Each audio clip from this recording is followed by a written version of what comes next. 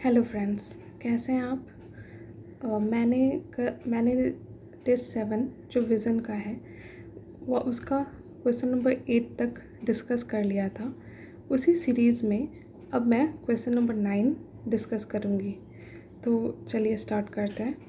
तो question number 9 है आपका कि आपको एक्सप्लेन करना है क्या नीड है अफोर्डेबल हाउसिंग की इंडिया में, और साथ में क्या क्या स्टेप्स गवर्नमेंट ने लिए हैं इस बारे में। तो इसका अप्रोच क्या होगा?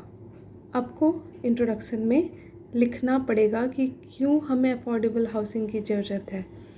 फिर आपको हाईलाइट करना होगा कि क्या क्या गवर्नमेंट ने स्टेप्स लिए हैं इस बारे में, और उसी के अनुसार आप कंक्लूड करोगे। आप इससे पहले कि मैं पूरा आंसर डिस्कशन स्टार्ट करूं, मैं आपको इन्फॉर्म करना चाहूँगी कि मैंने इस पीडीएफ का लिंक कमेंट सेक्शन में दे दिया है। आप वहां जाकर उसे देख सकते हैं। तो चलिए स्टार्ट करते हैं। जो आंसर होगा, पहले तो आप बताओगे कि क्या है अफोर्डेबल हाउसिंग और क्यों ज़रूरत है इंडिया जैसे देश को। तो हाउसिंग जो है हर एक इंसान का, जो कहा जाता है मकान, खाना, मकान, ये सब हर एक इंसान का बेसिक ज़रूरत है। ये पार्ट है हमारे universal declaration of human rights का। सुप्रीम कोर्ट ने भी कई बार रूलिंग्स दिए हैं जो बताता है कि हर इंसान का राइट टू शेल्टर, जो कि इंक्लूड करेगा आप adequate living, safe and decent structure, clean and decent surrounding, और साथ में अच्छा हवा, रोशनी, पानी, इलेक्ट्रिसिटी, ये सब उसका पार्ट होगा। राइट टू लाइफ का भी ये पार्ट है आर्टिकल 21 का। तो देखते हैं नीड क्या है अफोर्डेबल हाउसिंग का। पहले देखते हैं जो मेन पॉइंट्स हैं। पहला है रैपिड अर्बनाइजेशन, दूसरा majority in low and middle income group, तीसरा कि deter illegal encroachment of land, चौथा रिजॉल्विंग अर्बन कंजेशन, पांचवा control of rental housing sector, छठा बेटर लाइवेबिलिटी, और सातवां टैकल रिवर्स माइग्रेशन। ये 7 मेन पॉइंट्स हैं जो आप लिख सकते हो इन अफोर्डेबल हाउसिंग। तो चलिए डिस्कस करते हैं इसको इन डिटेल। तो रैपिड अर्बनाइजेशन, अब जैसे जैसे हमारी पॉपुलेशन बढ़ रही है, 40% से ज़्यादा लोग अब अर्बन एरिया में रह रहे हैं या रहेंगे, ठीक है। और कहा जा रहा है कि 2030 तक तो ये टोटली 40%, मतलब कि जितना हम लोग का पॉपुलेशन है उसका 40% अर्बन एरिया में ही रहेंगे। पहला रीज़न। दूसरा कि जो मेजॉरिटी है, मतलब कि जो इनकम इंक्रीज़ हो रहा है, तो उससे कई सारे ऐसे लोग हैं जो कि लो और मिडिल इनकम ग्रुप में आते हैं। उनके लिए ज़रूरी है घर। तो घर के लिए ज़रूरी है कि हम अफोर्डेबल हाउसिंग प्रोवाइड करें, क्योंकि ये लोग ज़्यादा खर्च भी नहीं कर सकते, इनके पास थोड़ा बहुत पैसा है। तीसरा है कि जो इलीगल इंक्रोचमेंट हो रहा है लैंड का, उसको रोकने के लिए अगर हम अफोर्डेबल हाउसिंग ना दें तो ये जो इंक्रोचमेंट है, ये इलीगली किसी के लैंड को कैप्चर करना, ये बढ़ जाएगा। चौथा है रिजॉल्विंग अर्बन कंजेशन, मतलब कि अगर अफोर्डेबल हाउसिंग ना दिया जाए तो क्या होगा कि जो इनफॉर्मल सेक्टर है और या इनफॉर्मल लिविंग है, जो स्लम्स हैं, वो बढ़ेंगी। साथ में क्या होगा कि जो कंजेशन है, चाहे वो ट्रैवल का हो या पॉल्यूशन का हो, तो इस तरह से वो ज़्यादा होंगे। नेक्स्ट पॉइंट है control the rental housing sector, मतलब कि जो रेंटल हाउसिंग सेक्टर है बहुत ज़्यादा इनफॉर्मल है, वो फॉर्मल सेक्टर में अभी तक नहीं आया है। तो इसके कारण क्या होता है, जो मकान मालिक हैं वो प्राइस बढ़ा देते हैं, मेंटेनेंस नहीं देते अच्छे से, अचानक से एविक्शन कर देते हैं, तो इससे परेशानी होती है। नेक्स्ट है बेटर लिवेबिलिटी, मतलब कि जो घर है, अगर वो अच्छा घर है तो इंसान के वेलबींग, चाहे वो मेंटल हो या फिज़िकल, दोनों से रिलेट करता है। लास्ट पॉइंट है कि टैकल रिवर्स माइग्रेशन, अगर हम अच्छा अफोर्डेबल हाउसिंग देंगे तो जो माइग्रेशन होता है रिवर्स में, मतलब कि एक तो माइग्रेशन होता है जो कि लोग जाते हैं कहीं पे जॉब वॉब के लिए, लेकिन रिवर्स माइग्रेशन अभी कोविड टाइम में ज़्यादा देखा गया है, तो उसको टैकल किया जा सकता है। अब बात है कि क्या क्या स्टेप्स लिया है गवर्नमेंट ने इंश्योर करने के लिए अफोर्डेबल हाउसिंग। जो पॉइंट्स हैं वो पहले हम लोग देख लेते हैं, जो मेन पॉइंट्स हैं उसके बाद हम लोग डिस्कस कर लेंगे। पहला है प्रधानमंत्री आवास योजना, दूसरा है infrastructure status to affordable housing, तीसरा है डिक्रीज्ड GST रेट, चौथा होगा आपका डेडिकेटेड अफोर्डेबल हाउसिंग फंड, और पांचवा real estate regulation and development act 2016। तो चलिए डिस्कस करते हैं। पहला है प्रधानमंत्री हाउसिंग योजना। इसमें क्या है कि 2022 तक का एम था कि हर इंसान को हाउसिंग मिले। ये आपका इंक्लूड करेगा क्या क्या, तो पहला slum rehabilitation, credit linked subsidy scheme for economical weaker section, मतलब कि इसमें आप लोन, अगर आप वीक सेक्शंस हैं तो आपको कम दर में लोन मिल जाएगा। दूसरा है infrastructural status to affordable housing. तो अफोर्डेबल हाउसिंग को एक इंफ्रास्ट्रक्चर स्टेटस मिल गया है। इससे क्या होता है कि जो टैक्स कंसेशन मिलता है, जो बोरोइंग रेट्स होती हैं वो कम हो जाती हैं, जो फॉरेन चाहे एक्सटर्नल कमोडिटी बोरोइंग हो या फॉरेन पोर्टफोलियो इन्वेस्टर हो, वो फ्लो बढ़ जाता है। ठीक है। नेक्स्ट जो गवर्नमेंट ने स्टेप लिया वो है कि GST रेट को डिक्रीज़ किया है। ये पहले 8% थी और अब बस 1% है। नेक्स्ट है डेडिकेटेड अफोर्डेबल हाउसिंग फंड। ये बेसिकली क्या करेगी कि डिमांड को बढ़ाएगी और साथ में लो कॉस्ट होम्स जो है वो लोगों को आसानी से उपलब्ध कराएगी। नेक्स्ट है डेडिकेटेड अफोर्डेबल हाउसिंग फंड, जो मैंने डिस्कस किया। उसके बाद है real estate regulation and development act 2016। ये बेसिकली इसलिए लाया गया था ताकि प्रोटेक्ट किया जा सके इंटरेस्ट होम बायर्स का, चाहे वो सेल हो या परचेज हो रियल एस्टेट प्रोजेक्ट का, एक रेगुलेशन और फॉर्मलाइजेशन लाया जा सके इस सेक्टर के। तो इस तरह से आपने पूरा बॉडी देखा। अब फिर कंक्लूज़न में लिखोगे कि इसके अलावा भी बहुत सारे एफ़र्ट्स लेने की ज़रूरत है गवर्नमेंट को। वो गवर्नमेंट को अकाउंट करना पड़ेगा क्या, तो जो अलग अलग ज्योग्राफीज़ हैं, ठीक है, हमारे इंडिया में डाइवर्सिटी है, वो चाहे ज्योग्राफी हो या सोसाइटी हो, तो डिफरेंट ज्योग्राफी को अकाउंट लेना पड़ेगा। दूसरा एक्सेसिबल फिनांस को ज़्यादा इजीली अवेलेबल करना पड़ेगा। जो रेगुलेटरी हर्डल्स हैं इन जनरल गवर्नमेंट के उनको हटाना पड़ेगा। तो उसी के साथ आप आंसर में लिखोगे कंक्लूड करते हुए कि national urban rental housing policy draft और साथ में ड्राफ्ट मॉडल टेनेंसी एक्ट जो है 2019 का एक तरह से राइट स्टेप है इस डायरेक्शन में। ठीक है, इस तरह से हमने ये वाला क्वेश्चन डिस्कस कर लिया। अब जो नेक्स्ट है कि आपको स्टेट करना है क्यों हमारे देश में इतना ज़्यादा माल न्यूट्रिशन है, और साथ में आपको बताना होगा कि क्या सिग्निफिकेंस है नेशनल न्यूट्रिशन मिशन का इस कॉन्टेक्स्ट में। तो आप पहले कहोगे कि आप क्या समझते हैं माल न्यूट्रिशन का क्या मतलब है, दूसरा कि क्या रीज़न है माल न्यूट्रिशन का इतना ज़्यादा इंडिया में, और लास्टली आप फीचर बताओगे नेशनल न्यूट्रिशन मिशन का। तो आप अपने इंट्रोडक्शन में डाटा कोट करोगे।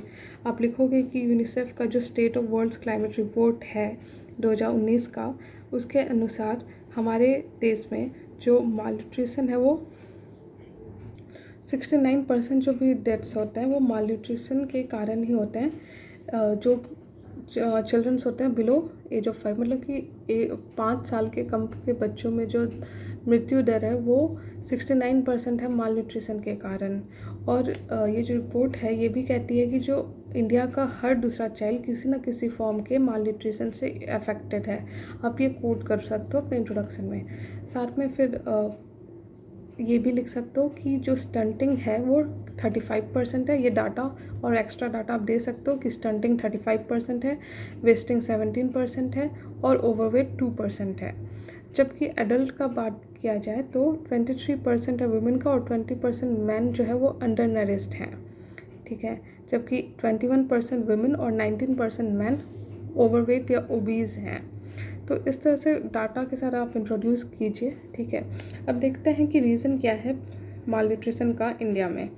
तो पहला तो आप जो पॉइंट्स हैं मेन पॉइंट्स वो है, पहला एक्सेस नहीं है फूड को, दूसरा प्रॉवर्टी, तीसरा जो डिजीज़ है इन्फेक्शियस डिजीज़, चौथा मैटरनल हेल्थ मतलब माँ का जो हेल्थ होता है, फिर पांचवा सोशियो कल्चरल फैक्टर। मतलब जो सोशल और कल्चरल जो फैक्टर्स होते हैं, ठीक है। तो चलिए डिस्कस करते हैं। तो क्या होता है कि एक्सेस नहीं है लोगों को, मतलब कि जैसे जो गरीब लोग हैं या रूरल एरिया में है या फार फ्लंग एरियाज़ में है, उन तक वो एक्सेस नहीं पहुंच पाती।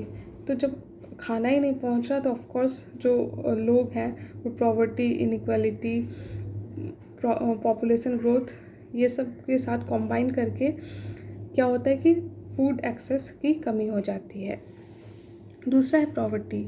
तो जो गरीब लोग होते हैं वो मोस्टली क्या करते हैं कि जो फूड की क्वालिटी है उनकी कम होती है, वो अलग अलग तरह के ग्रेन्स या जो उनके माइक्रो न्यूट्रिएंट्स हैं वो कंप्लीट नहीं हो पाते। दूसरा कारण। फिर तीसरा कारण है कि डिज़ीज़। क्या होता है कि जो जैसे स्लम्स हो गए वहाँ पे सैनिटेशन नहीं देखा गया है, तो वहाँ पे और कई सारे ऐसे रूरल एरिया जहाँ पे एक्सेस नहीं है क्वालिटी हेल्थ केयर्स का, तो वहाँ पे जो डिजीज़ेज़ हैं जैसे कि मीज़ल्स हो गया, डायरिया हो गया, ये बहुत ज़्यादा देखा गया है स्पेशली बच्चों में। और जब बच्चे किसी डिज़ीज़ के गिरफ्त में आ जाते हैं तो क्या होता है कि उनकी बॉडी की कैपेसिटी कम हो जाती है न्यूट्रिशन को एब्जॉर्ब करने में, तो इसके कारण अंडर न्यूट्रिशन का प्रॉब्लम देखा गया है। नेक्स्ट पॉइंट है मैटरनल हेल्थ, मतलब माँ का जो हेल्थ है वो बहुत ज़्यादा इम्पैक्ट करता है बच्चे के हेल्थ को, क्योंकि माँ ही बच्चे को पैदा करती है। अगर माँ ही वीक है तो कितना ही बच्चा स्ट्रॉन्ग हो जाएगा।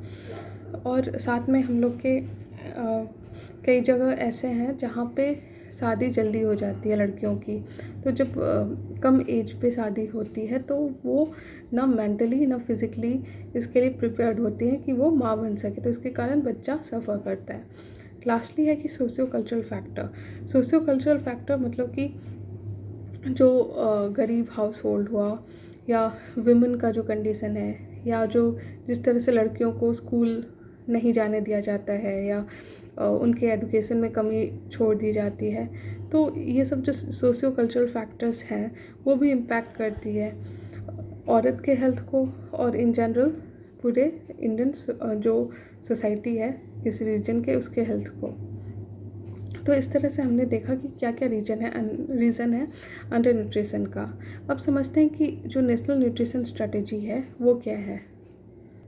ये जो स्ट्रेटेजी है इसका एम है कि 2030 तक जो हमारा माल न्यूट्रिशन है उसको कम किया जाए, चाहे वो स्टंटिंग के फॉर्म में हो, अंडर न्यूट्रिशन के फॉर्म में हो या एनीमिया के फॉर्म में हो। तो ये इसी के लिए ये है। तो इसमें क्या क्या है देखिए, इसमें मेन चार पॉइंट्स हाईलाइट किए गए हैं। पहला है आपका इंटरसेक्टरल कन्वर्जेंस, दूसरा use of information and communication technology, तीसरा intensified health and nutrition service for first 1000 days, और लास्टली जन आंदोलन। तो देखते हैं पहला इंटरसेक्टरल कन्वर्जेंस, मतलब कि जो अलग अलग स्कीम्स हैं, ठीक है, चाहे वो ministry of women and child development का हो या बाकी जो भी स्कीम्स हैं, उनको एक तरह से कन्वर्ज किया जाए, मतलब उनमें एक फ्रेगमेंटेशन ना हो, कनेक्शन हो। तो इसमें जो प्रोग्राम्स का एग्जांपल आप लिखोगे वो है आंगनवाड़ी सर्विस, दूसरा प्रधानमंत्री मातृ वंदना योजना, फिर स्कीम फॉर एडोलेसेंट गर्ल्स, जननी सुरक्षा योजना, नेशनल हेल्थ मिशन, स्वच्छ भारत मिशन, पीडीएस, फिर महात्मा गांधी मतलब मनरेगा। तो इस तरह से कन्वर्जेंस पे ध्यान दिया है स्ट्रेटेजी में। दूसरा है मतलब इंफॉर्मेशन कम्युनिकेशन टेक्नोलॉजी को यूज़ करना, चाहे वो ट्रैक करने में हो कि मतलब वुमेन और चिल्ड्रन का हेल्थ कैसा है इसको ट्रैक करने के लिए, या फिर कम्युनिटी मोबिलाइजेशन के लिए हो या बिहेवियरल चेंज के लिए हो, हर चीज़ में इंफॉर्मेशन एंड कम्युनिकेशन टेक्नोलॉजी का यूज़ होना चाहिए, ठीक है। नेक्स्ट पॉइंट है कि health and nutrition service for first 1000 days, मतलब कोई भी बच्चा जब जन्म लेता है उसका 1000 दिन बहुत बहुत ज़्यादा इम्पॉर्टेंट होता है। वो डिसाइड करता है कि वो कितना सर्वाइव कर पाएगा या कितना उसका स्ट्रेंथ होगा। तो इस स्कीम में एक फोकस किया गया है कि जो पहला 1000 दिन है बच्चे का, उसको राइट न्यूट्रिशन, राइट मेडिसिन और जो भी ज़रूरतें हैं उसकी कंप्लीट हो सके, ठीक है। जो भी हेल्थ ज़रूरत है, हेल्थ से रिलेटेड, न्यूट्रिशन से रिलेटेड, वो कंप्लीट हो सके। नेक्स्ट अब है जन आंदोलन। जन आंदोलन बेसिकली इसका इंग्लिश होगा कि आपका पीपल्स मूवमेंट। तो ज़रूरी है कि लोगों को एडुकेट किया जाए, चाहे वो न्यूट्रिशन का एस्पेक्ट हो या ह्यूमन रिसोर्स का एस्पेक्ट हो या वुमेंस हेल्थ रिलेटेड एस्पेक्ट हो। तो जो जनरल पब्लिक है उनको एडुकेट किया जाए, उसकी ज़रूरत है। तो इससे क्या होगा कि रिड्यूस होगा हमारा बर्डन माल न्यूट्रिशन का। जब तक लोग इन्वॉल्व नहीं होंगे, उनको रियलाइज़ नहीं होगा उनकी ड्यूटी, तब तक हम माल न्यूट्रिशन की प्रॉब्लम देखते ही रहेंगे। हमें एक इंटीग्रेटेड सॉल्यूशन की ज़रूरत है। हर चीज़ फ्रैगमेंटेशन में नहीं हो सकती, एक कन्वर्जेंस की ज़रूरत है। तो इस तरह से आपने माल न्यूट्रिशन के बारे में देख लिया। अब नेक्स्ट क्वेश्चन है कि आपको बताना है कि जो कॉन्स्टिट्यूशनल प्रोविजंस तो हैं ही हमारे देश में, लेकिन उसके अलावा क्या क्या लीगल और इंस्टीट्यूशनल मैकेनिज़्म है जिससे कि जो बच्चे हैं, जो इंडिया के बच्चे हैं, उनका सेफ गार्ड हो सके। तो अप्रोच कैसा होगा, आप पहले बताओगे कि चिल्ड्रन क्यों वल्नरेबल हैं, उनको क्या क्या, उनके लिए क्या क्या चैलेंजेस हैं। दूसरा कि कॉन्स्टिट्यूशनल प्रोविज़न आप बताओ, मतलब कि since this is a polity question you will have to mention articles, judgment. तो इसीलिए आप लिखोगे कि क्या क्या कॉन्स्टिट्यूशनल प्रोविज़न है इस रिगार्ड में। फिर उसके बाद आप मैकेनिज़्म, लीगल हो या इंस्टीट्यूशनल मैकेनिज़म्स हैं जो भी अवेलेबल हैं, उनके बारे में लिखोगे। तो आंसर देखते हैं। आंसर में देखिए, पहले 2011 सेंसस, मतलब कि जो इंट्रोडक्शन है, जो ऐसे इंट्रोडक्शन है उनको आप फैक्चुअली स्टार्ट कर सकते हो। तो यहाँ पे मेंशन है 2011 सेंसस के बारे में कि जो 472 मिलियन चिल्ड्रन है इंडिया में, वो ऑलमोस्ट 39% है पॉपुलेशन का। फिर उसमें आप बताओगे कि जो ये टोटल पॉपुलेशन है चिल्ड्रन का, इसमें से 33 मिलियन काम करते हैं। ठीक है, पहला फैक्ट। दूसरा फैक्ट कि 38% चिल्ड्रन जो हैं 0 से 5 साल, मतलब 0 से 5 साल के बीच में स्टंटेड हैं। दूसरा फैक्ट हो गया। तीसरा फैक्ट है कि 21% जो है उसमें वेस्टेड उनमें देखा गया है।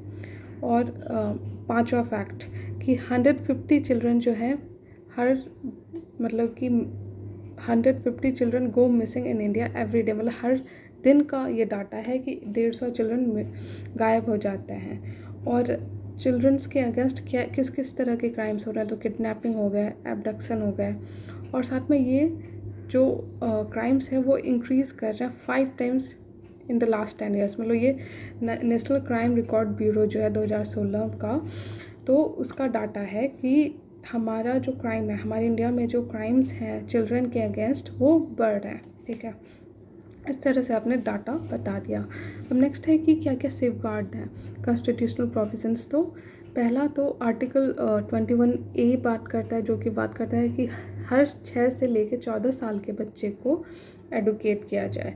दूसरा है आर्टिकल 23, जो कि बात करता है आपका ट्रैफिकिंग के बारे में, कि उसको प्रोहिबिट करना चाहिए।